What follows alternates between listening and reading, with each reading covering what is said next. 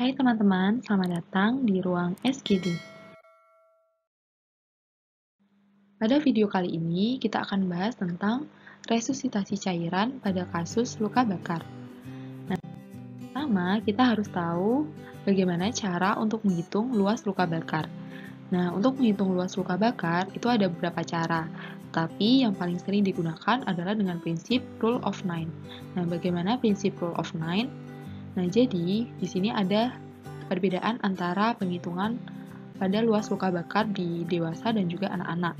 Pada dewasa, kepala dan juga leher itu akan dihitung 9%, tapi pada anak-anak itu dihitung 18%. Yang kemudian pada dada itu sama antara dewasa dan anak-anak, yaitu 18%, dada dan perut. Kemudian pada bagian punggung dan pinggang itu juga 18%, sama juga dengan anak-anak. Nah, kemudian tangan, baik tangan kanan maupun tangan kiri, itu sama, yaitu 9%.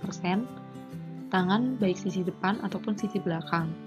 Nah, kemudian pada kaki, nah ini beda antara dewasa dan anak-anak. Pada dewasa, kaki kanan baik depan maupun belakang itu dihitung 18%, tapi pada anak-anak, kaki kanan, depan, dan belakang itu dihitung 13,5%. Begitu pula pada kaki yang kiri. Nah, begitu untuk perhitungan luas luka bakar. Nah, 1%-nya adalah perineum. Jadi, jumlahnya semuanya adalah 100%. Nah, setelah kita mengetahui cara untuk menghitung luas luka bakar, selanjutnya kita menghitung jumlah larutan resusitasi yang dibutuhkan, yaitu dengan menggunakan rumus Baxter. Nah, rumusnya adalah 3-4 ml dikali berat badan dalam kilogram dikali persentase luas luka bakar. Nah, ada beberapa ketentuan pada rumus Baxter ini. Nah, ketentuan yang pertama, jadi untuk dosis awal itu kita bisa berikan 3 ml. Jadi kita masukkan rumusnya itu 3 ml. Tetapi jika pasiennya itu belum membaik, maka bisa kita berikan 4 ml. Tapi juga bisa pada perhitungan pada kasus-kasus gawat darurat itu kita langsung memasukkan 4 ml karena kita butuh kecepatan dalam penanganan. Nah, untuk ketentuan yang kedua, setengah larutan dari total jumlah larutan yang kita hitung dari rumus Baxter itu nanti akan diberikan pada 8 jam pertama. Nah, kemudian setengah larutan yang sisanya tadi akan kita berikan 16 jam setelahnya. Nanti kita hitung di slide berikutnya ya. Nah, kemudian kita harus menghitung tetesan per menitnya. Caranya adalah jumlah tetesan per menit sama dengan volume yang dibutuhkan. Nah, volume yang dibutuhkan ini nanti kita masukkan dari hasil perhitungan dari rumus Baxter tadi yang sudah kita bagi dua, nanti kita masukkan di volume yang dibutuhkan.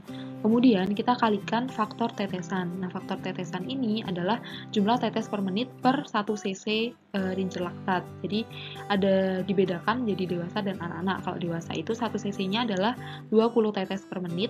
Kalau pada anak-anak, 1 cc-nya adalah 60 tetes per menit. Nah, kemudian kita bagi dengan waktu pemberian dikali 60 menit. Nah, waktu pemberian ini adalah 8 jam tadi ya, 8 jam pertama. Tetapi kita sesuaikan dengan pasien ini berapa lama setelah dia mengalami luka bakar. Jadi misal pasiennya itu baru dibawa ke rumah sakit 2 jam setelah dia mengalami luka bakar, maka yang dimasukkan di sini bukan 8 jam, tapi 6 jam. Jadi 8 jam tadi sudah dikurangi dengan 2 jam. Nah, kemudian kita kalikan 60 menit, karena kita harus menghitung per menitnya kan. Oke, itu udah dapat tetesan per menitnya. Kita latihan soal ya. Jadi contoh kasusnya, Ibu Ralin berusia 50 tahun dengan berat badan 60 kg, tinggi badan 170 cm, datang ke IGD dengan keluhan luka bakar. Luasnya 40%. Berapa mililiter cairan resusitasi yang harus diberikan berdasarkan rumus Baxter? Jadi kita bahas tadi rumus Baxter 4 ml dikali berat badan dalam kilogram dikali persentase luas luka bakar. 4 ml dikali berat badannya tadi 60 kg dikali luas luka bakarnya adalah 40%. Nah, di hasilnya adalah 9.600 ml per 24 jam. Nah, kemudian gimana cairan itu bisa diberikan? Nah, hitung lagi dari 8 jam pertama. 8 jam pertama kita bagi 2. Jadi 4.800 ml per 8 jam. Nah, untuk 16 jam kedua sama kita bagi 2 yaitu 4.800 ml per 16 jam. Nah, untuk gimana caranya? Tadi, jumlah tetesan per menit adalah volume yang dibutuhkan. Nah, kita masukkan 4.800, kita kalikan faktor tetesannya karena ini adalah pasien dewasa, kita masukkan 20, kemudian kita bagi waktu pemberian karena pasien ini langsung dibawa ke rumah sakit ya. Jadi, kita masukkan 8 dikali 60, sehingga didapatkan 200 tetes per menit infus Ringer Lactat. Jadi 200 tetes per menit, maka per detiknya berapa? Jadi tinggal dibagi aja, 200 dibagi 60. Maka per detiknya kira-kira 3-4 tetes. Oke. Yang 16 jam selanjutnya gimana? Ya sama. Jadi kita masukkan 4.800 tadi, kemudian kita kalikan 20, dibaginya dibagi 16, karena 16 jam selanjutnya kita bagi dalam 16 jam. Kemudian kita kali 60, didapatkan 100 tetes per menit infus Ringer Lactat. Nah, per detiknya berapa? Ya tinggal 100 dibagi 60, kira-kira 1,5 tetes per detik. Oke, itu untuk contoh soalnya. Kita latihan soal ya. Nah, seorang laki-laki usia 45 tahun dengan berat badan 80 kg bekerja menjadi koki mengalami insiden kebakaran di tempat ia bekerja. 1 jam kemudian lelaki itu sampai di UGD dan dokter yang bertugas melihat dapat luka bakar di bagian kepala, perineum, lengan atas depan kanan, dan dada. Tentukan luas luka bakar dan berapa cairan yang diberikan. Oke, nanti bisa di skip dulu untuk soalnya, bisa dikerjain dulu, nanti kita cocokkan di pembahasan. Oke, kita masuk di pembahasan ya. Jadi pertama kita harus menghitung luas luka bakarnya. Tadi yang kena adalah kepala. Kepala berarti 9%, kemudian perineum 1%, lengan atas kanan depan, itu berarti kalau lengan atas aja kan 4,5, berarti kalau cuma depan aja berarti 2,25%. Kemudian dada aja nggak sama perut, berarti 9%. Kemudian luas totalnya kita tambahkan jadi 21,25%. Kemudian, kita hitung jumlah cairan Ringer Lactat yang dibutuhkan.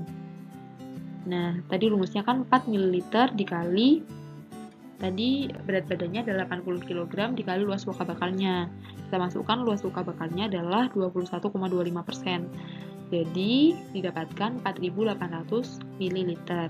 Nah, karena tadi dibawa ke rumah sakit itu 1 jam setelah kejadian, maka yang dihitung di sini adalah pada 7 jam pertama. Jadi 8 dikurangi 1, 7 jam, diberikan 6.800 dibagi 2 setengahnya adalah 3.400 ml. Nah, pada 16 jam pertama juga sama, 3.400 ml. Nah, tetes per menitnya berapa? Kita masukkan tadi yang 7 jam pertama 3.400 dikali 20 dibagi 7 kali 60 dapatkan 161 tetes per menit infus Ringer Lactat. Per detiknya berapa? Tinggal dibagi 60. Nah, kira-kira ya 2-3 tetes per detik. Nah, kemudian yang 16 jam berikutnya itu berapa? Ya sama, 3.400 dikali 20 dibagi 16 dikali 60. Jadi dapatkan 71 tetes per menit infus RL. Nah, per detiknya berapa? Kira-kira 1 tetes per detik infus RL. Oke, terima kasih. Sekian untuk video kali ini. See you in the next video.